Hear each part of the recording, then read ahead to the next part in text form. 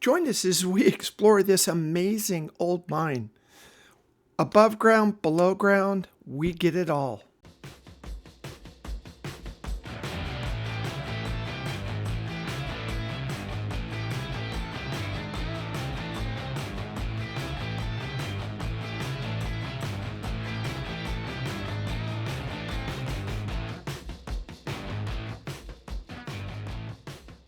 We're back out in Pioche. We're on the hunt for another interesting mine to explore. Now we're going to head down to the courthouse. They've got some interesting maps and diagrams that we're going to go see. And then we're going to be on the hunt to see if we can find that mine. See a three-dimensional view of this entire underground schematic. Because the way they're overlapped, it gets confusing. It is confusing looking at it. Ooh, look at this map. It's a geological cutaway showing the limestone layer, the shale, the quartzite, and how everything's kind of arranged. These old pamphlets have amazing historic photographs. You just don't get a chance to see stuff like this very often. Now, we stayed at the Mount Wilson Ranch. What an amazing place. Nick Knack and our crew took such good care of us. The rooms are nice, the food was great. If you need to stay in the Pioche area, this would certainly be my first choice. It was a great time. And we appreciate it greatly to be able to get a chance to see this. But it's not okay to cut the chain. It's not okay to cut the lock. I know you think it's harmless, but it's not. This is private property. We want you guys to enjoy mine exploring, but we want to be able to keep doing it without risk of going to jail because a bunch of you hoodlums running around cutting chains and breaking into places like this. I know, right? I'm telling them to put landmines out front. That's what I would do. Because this stuff boils my blood. People cutting other people's locks off their own property. Come on now. What's the matter with you? You need to put a sniper up on the hill. That'll take care of them real quick like. So. Okay, let's be responsible when we're out here. So look at this. Isn't this amazing? I know I say amazing a lot because it is. It's absolutely stunning up here. You just don't find stuff like this very often. People break into it, tear it up and stuff. It's just a real gift to be able to get to see stuff like this. Look at that beautiful valley up here. And then right in front of me is the mine, and I can see a tramway going right up and over the top of the mountain. It's going to be a great explorer. We're going to have a great time. So this is the original school. Yeah, it used to be just a one-room school. And later on, they added the back onto it for a place for the school mom to live, because she lived in the house across the street. Yeah, I know, right?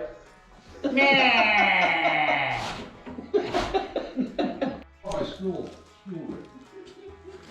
You were only here 1 year though. So this was the school. I was only in school 2 days when they kicked me out. Really? Wow, I still got a blackboard. Wow, and the desk. Oh, cool. And a shoe. An old bathroom. And a closet. There you go. This could have been a bedroom, maybe a living room. Another little room in here. Tiny little kitchen. Looks like we got some mice living in here. Yeah, this one you can see. Look at the view out of there. Man, we got the old swing set here. The metal slide that'll burn your butt. Look at that.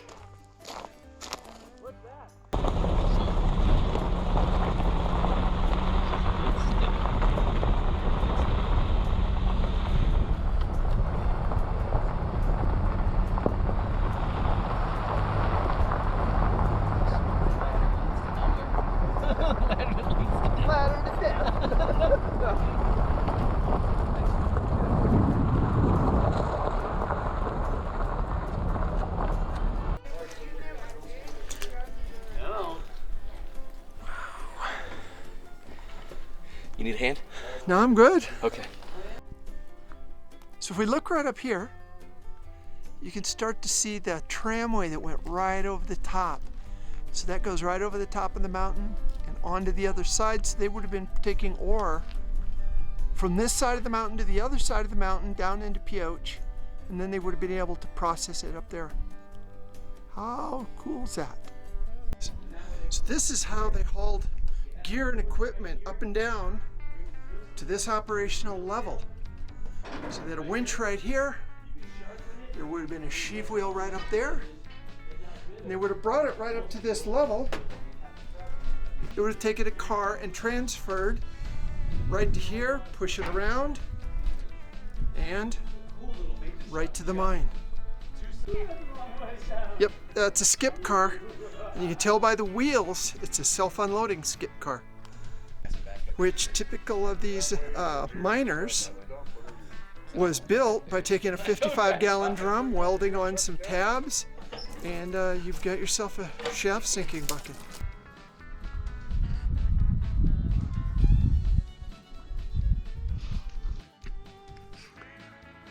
Look at the size of that head frame. Now we're way up on the side of a hill too, so it's not like that was an easy one to build.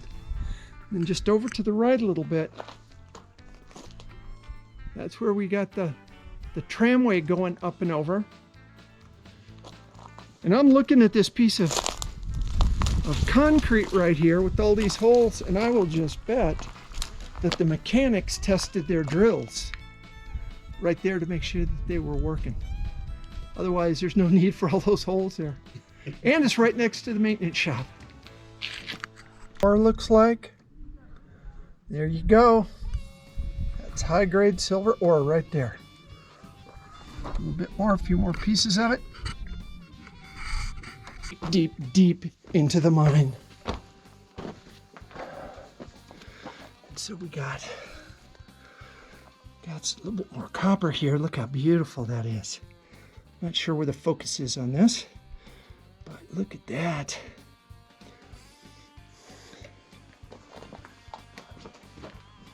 Electrical on the side, and this just goes in and in. Now I'm gonna have to turn around here pretty quick because we are gonna be going out. We're gonna be going out to have lunch, and we're gonna come in for a proper explore. Just so much to see right here.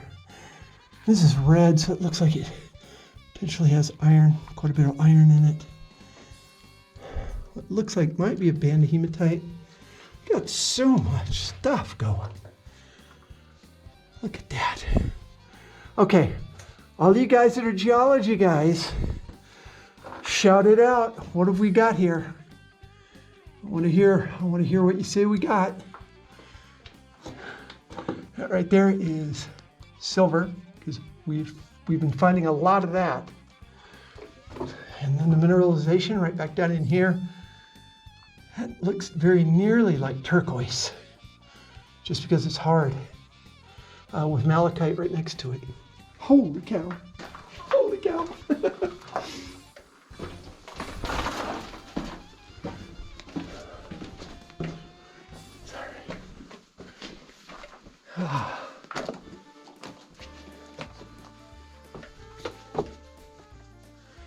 Okay, we have some blocking here. Of course, it was. Chances are that would have been an ore chute leading up. Ton of wires, and it just keeps going and going. So, right around here, I am going to do a quick turnaround. I'm going to come back here, see what I find, and then we'll turn back around and head out. Okay, this is going to just come back to a face. They just did a crosscut.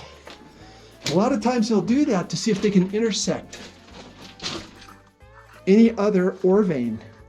So if they're chasing along, it starts to pinch out, or it starts to not be exactly how they want it. If they think that maybe there's ore in a different direction, they'll go 90 degrees and see if they can run into a parallel vein that they can start mining. But that one didn't happen.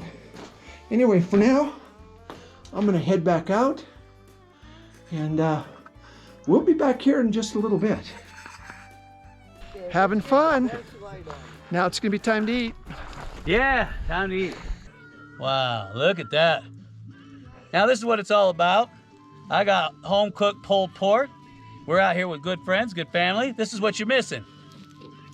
That's what you need to be out here with us too. So, well, get off the couch and join us. Incredible amount of work and labor. Right? Yep, this is exactly what you think it is.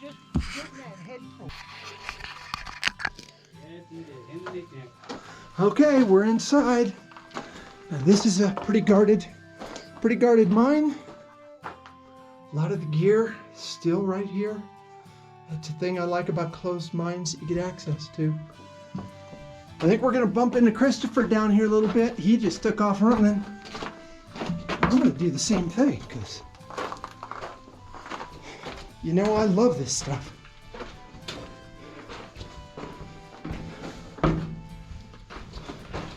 Tons of cable and stuff down beside.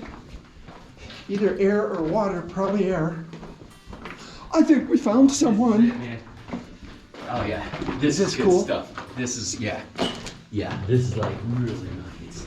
Look at how heavy this rail is. Oh, I know. Right, that's heavy gauge. Now supposedly this goes in a good long way and then finally gets to another, it's either an incline or a shaft under here. Oh yeah. Yeah. All kinds of gear. This obviously is a storage area. We got valves, we got motors, we got pumps, and as you can see right up here, look at that ore. That looks like, certainly it's copper ore. We saw a lot of malachite already out at the adit. I'm crawling right on top of a drill press. But it's about as close as I'm going to be able to get right this second without running the risk of busting myself. There we go. A lot of copper. Up above. Looks like maybe some hematite running through there. Right there, there's some of your malachite. So there's a lot of stuff here. I'm excited. Holy cow. And this is what places used to look like before everybody got in and stole all the copper and stole everything to get their hands on. Mines would look like this. So, oops, sorry about that. I had to take a hand off. Now, of course, we got a stope right here. It looks like a big one. I don't have my pocket light with me. This is just going to be a quick run in, run out explore. Right there is a small hydraulic. Looks like a hydraulic hoist might have been used to jack some of the jacks up to the mine face. Wow, look at all of this stuff.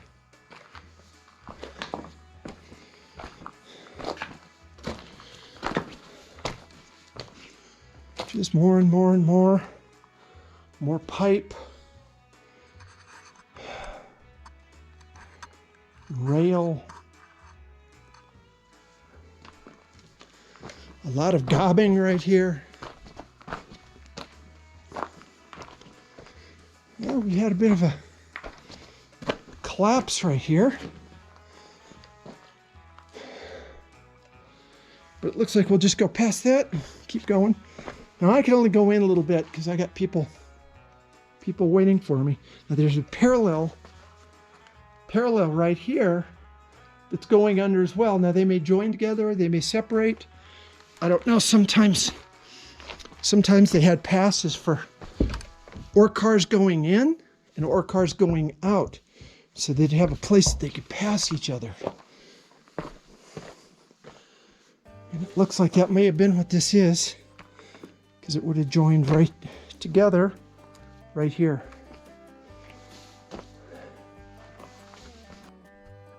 Now there's times we show you wood blocking that's got radial indentations on it.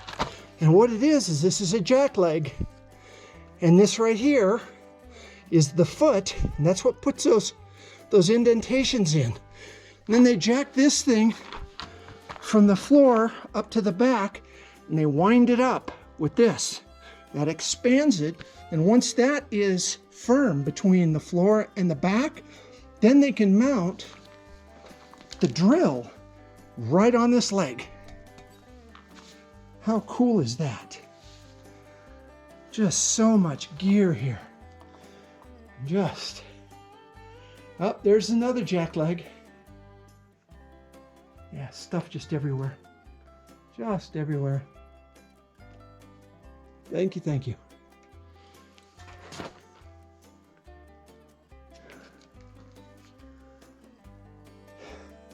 Are you guys having fun? I am. This is an air door, and they use it to control airflow in the mines. Because a lot of times, air will take a certain path just kind of naturally out of a mine. And if they want to try to force the air to go another route, maybe down into a different stope or down a winze or up into a certain area, they'll block these doors and shut them. That creates higher pressure back in here, and then the air wants to find the easiest way out, so it'll find the next easiest route to get out of the mine. So a lot of times you'll see these big doors, and if you do, that's what it's about. It's about controlling airflow. Like so many mines, here's an old ore car. Tipped over. Trucks are gone, so somebody stole those. Hauled them off. Never quite sure what they just do with the trucks. Without the ore car, seems kind of redundant. Anyway, let's keep going. Looks like we're into another little maintenance area. Here's an air tank that they would have used to accumulate air. Broken up dynamite boxes. So I'm going to keep going. I've lost the whole crew. I'm not sure where they went. I had to go back for gloves and a backpack. And so either they're ahead of me or behind me or somewhere else. Who knows? I'm going to keep exploring. Not exactly sure what this box is. It's got 4 tabs on the top of it. So it looks like potentially it was used to put tools and stuff in and lift and drop down a shaft. It's got some little bumpers on each side. So that's interesting too. A lot of wire rope. We're getting into air pipe, where the air handling pipes are kind of blocking the way a little bit. And,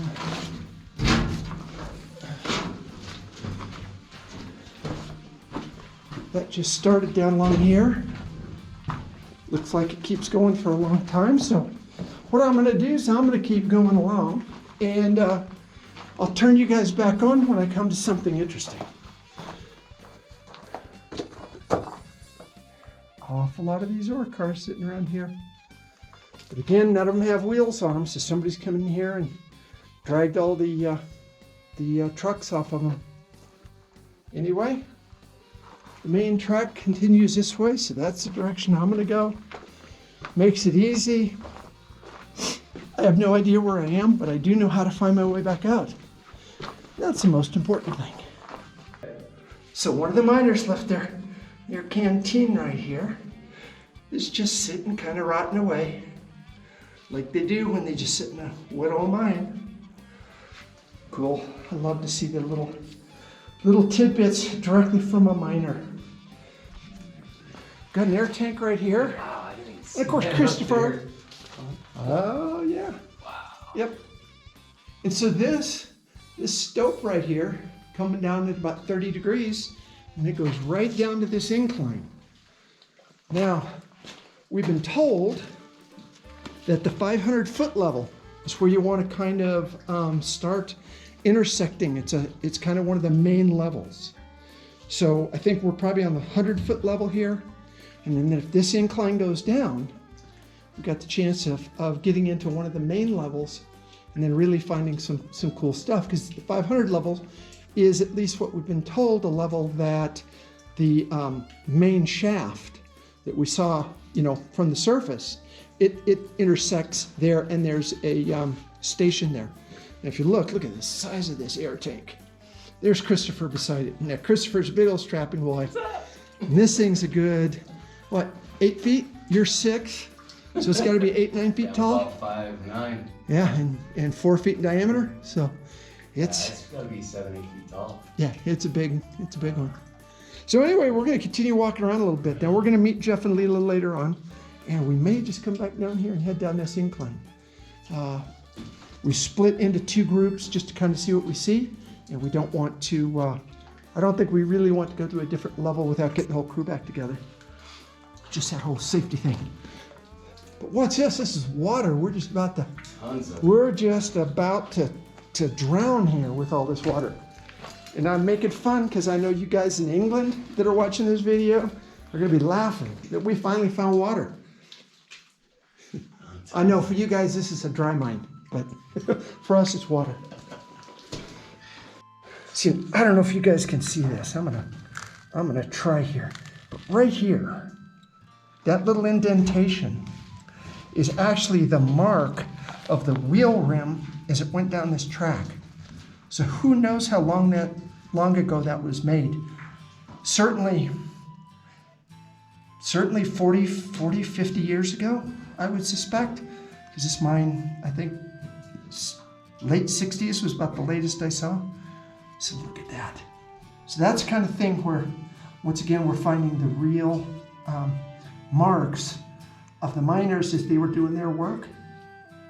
I like that. More to come. That looks like a big old honking slusher. Come here, Christopher. All right. Move it. Let me see. Which way we go? No, it's out. No, we're taking it out to the front, okay? Put it on your back. All right, shoulders. Use your shoulders. Use your shoulders. That thing's got to weigh a good couple 100 pounds. What I want to show you, and I've never seen one of these, is this one. It's got teeth. Right there, there. So I've always seen them smooth bladed, but I've never seen one with teeth in it. So they would have used this to pull ore to the edge of the stope and right down into the ore chute. How cool is that? I'm glad it's still here to some degree. Look at that. Again, this would have been the master control, but somebody's come in, stripped all the little copper bits they thought that they could sell. Just horrible. And if we go through this door, this is the control for the winches. The winchman would have sat right there, controlled both winches with those levers. Would have controlled all the speeds and stuff right here. And it's amazing because what they did is built a building within a building. And so he would have sat in here and he could have seen out and seen the cables moving back and forth, checked the depth. There would have been a depth indicator that you can't see right now anymore. And all the old books and stuff that's scattered all over. Let's see. This calendar right here, 1921. That's pretty cool. Just a couple years before I was born. At one point in time, each one of these dials would have told how deep the cage was in the mine. And so the operator, the winch operator, would be able to move the cage from level to level as necessary for them to load ore cars or men or equipment or whatever it was that they needed to move in or out of the mine. This would have told him what level he's on. And because it's a 2 shaft, there's 2 of these, one here and one just to the right.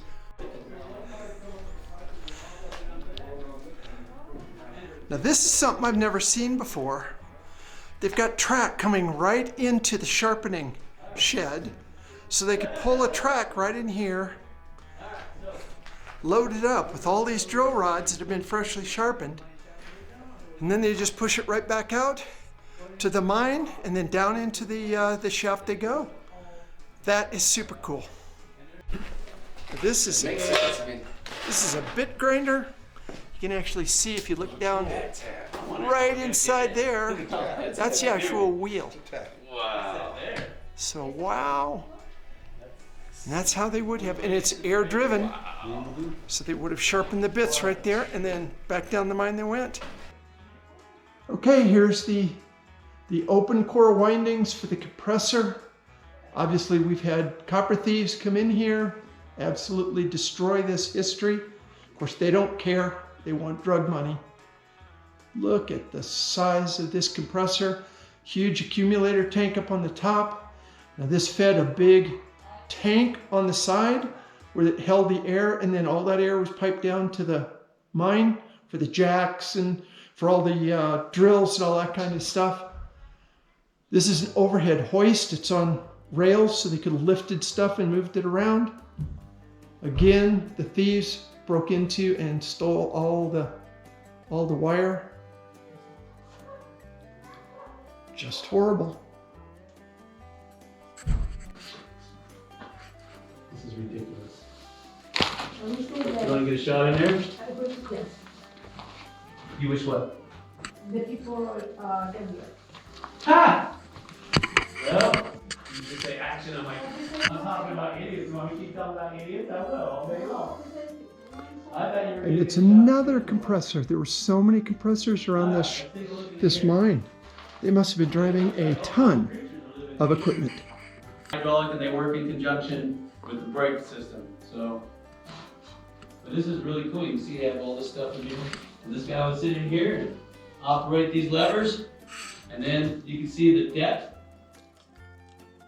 At one point in time, each one of these dials would have told how deep the cage was in the mine. And so the operator, the winch operator, would be able to move the cage from level to level as necessary for them to load ore cars or men or equipment or whatever it was that they needed to move in or out of the mine. This would have told him what level he's on. And because it's a 2 shaft, there are 2 of these, one here and one just to the right, one for each of the winches. So once again, we're in a dry room. And if you can just make out all those pulleys on the roof, each one of those would have been connected to a little cage. And the men would have put their street clothes in that cage and pulled it up to the ceiling. And then when they got done with their shift, they would have come back out, drop their cage down, change clothes. This would have been the shower room. Right now it's full of samples and stuff. This would have been the shower room where they would have all came in, got themselves a nice good shower, and got cleaned up and ready to head home. This is hooked to the hot water side, so I'm guessing this was the hot water tank, or it was the hot water accumulator. And of course the toilets. So all the old core samples are back in there. And here's one of their sign-in, sign-outs. These dates go back to 1962, so evidently they were still working here in 1962. That's pretty cool to see. And then all the different types of core samples that they had. And they're scattered throughout the room. And then these are sample bags where they would have actually, after they ground it up, they would have sampled the different minerals to see what was there.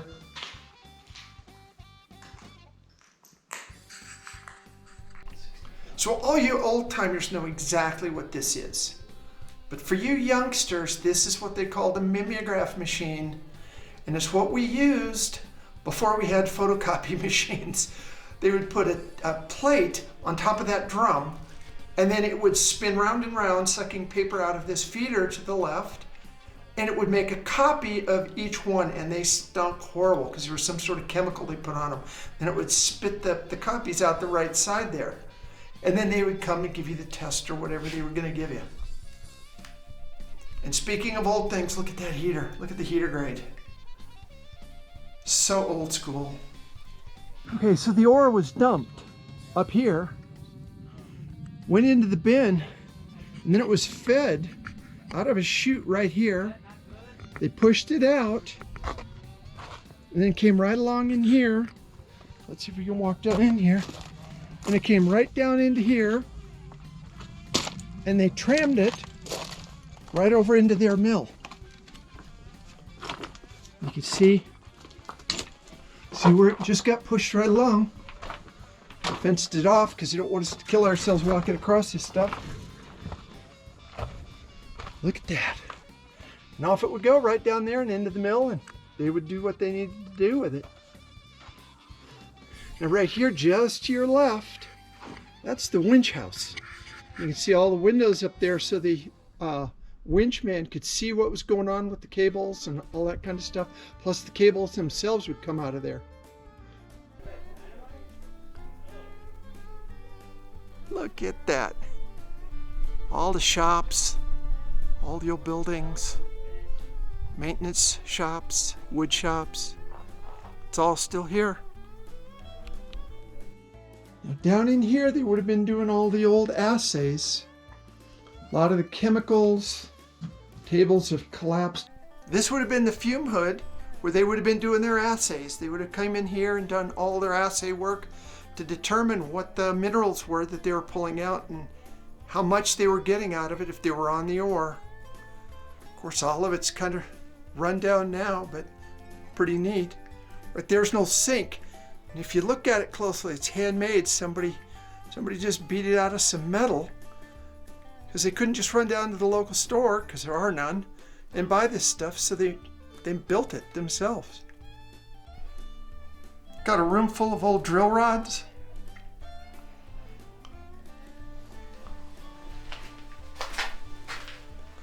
The furnace. And we're up at pretty high altitude here. I think we're probably up around 6,500, maybe as high as 8,000. So we're up high enough it would have got darn cold. Look at some of these cool old bottles.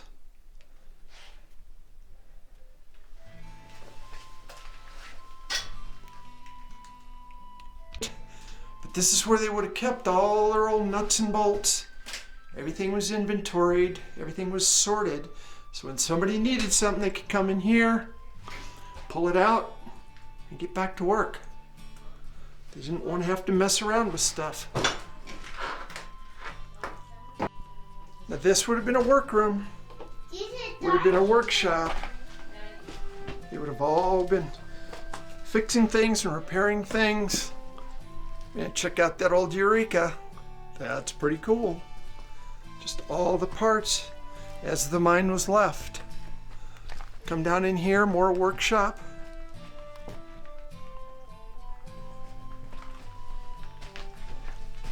Unfortunately, time has taken its toll on a lot of this, and it's starting to go away. End up being lost forever. Hey guys, what do you think about this? Got a chance of a lifetime. We came up here. Absolutely amazing. Don't get this kind of opportunity very often, but we've made some contacts, and we might get back up here again, so there'll be some more videos. They're actually trying to talk about doing a small documentary about the mine up here. So how'd you guys like this? I had the best time. There's already talk about the next trip, probably the trip after that. Also talking about coming up here and maybe spending a week, doing some filming, making a little bit of a documentary about it. Fun stuff. Wish you could all be here with me. Jeff, No. Jeff, Chris. Hurry. Hurry. Come on. Come on. Maybe a little bit closer. Hey guys, we had a great time. The Yeah. crew's back together again. We went down about a mile back. The mine's supposed to be 2,800 feet. That is deep, but we're gonna have to come back because we just barely touched the surface of it. That's right. So, more videos to come. Yep. We're gonna have a great time. This is Yeah. Oh, Jeff Williams from AskJeffWilliams.com. Chris Young. Yeah. And Joanne, of course. Thanks a lot for joining us. Appreciate it.